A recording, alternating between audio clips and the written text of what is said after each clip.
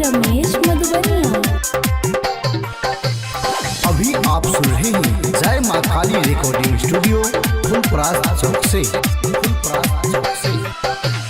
ललका पियर का जो पेनी झलकौआ पियर छोरे ना किसकी महुआ लगवा सुहती ना रउआ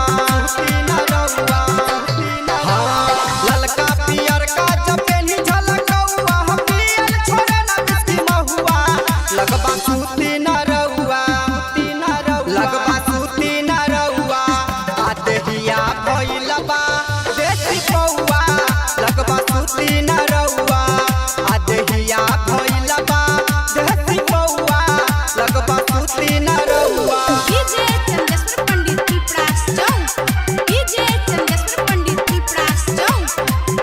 आतेहिया भइलबा देसी पौआ लगवा सुहती ना रउआ।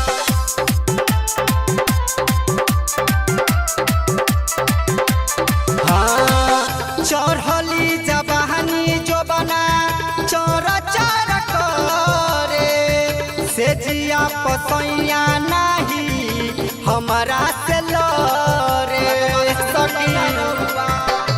हाँ चढ़ली जवानी जो बना चोरा चारा करे से जिया पसैया नहीं हमारा से लरे। घरवा में पी के शराब हो गाली देला हमरा बहुते खराब हो आ गाली उ देला सखी बहुते खराब हो।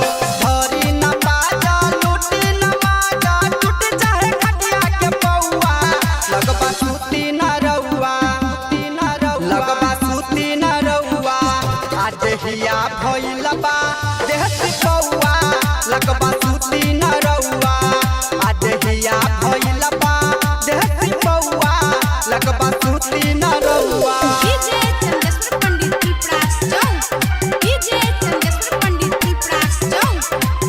आ देहिया भइलबा देहसी पौआ लगवा सुती न रउआ।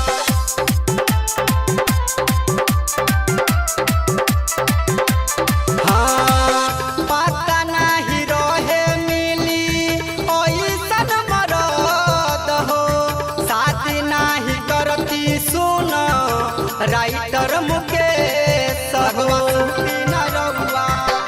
हाँ हाँ पता नाही रहे मिली ओइसन मरद हो शादी नाही करती सुन राइटर मुकेश हो। छोरी मेहरारू कहे जाए जाए दारू हो संगे ले आइल बाने पाल वाला सारू हो आ संगे ले आइल बाने पाल वाला सारू हो। रमेश मधुबनिया के भोले संगे रहती ठोके चाहे हमरा के लौआ लगवा सुती न रउआ लगवा सुती न रउआ आ देहिया भइलबा देहसी पौआ लगवा सुती न रउआ आ देहिया भइलबा देहसी पौआ लगवा सुती न रउआ। ललका पियर का जो पेनी झलकौआ पियर छोरे ना किसकी महुआ लगवा सुती न रउआ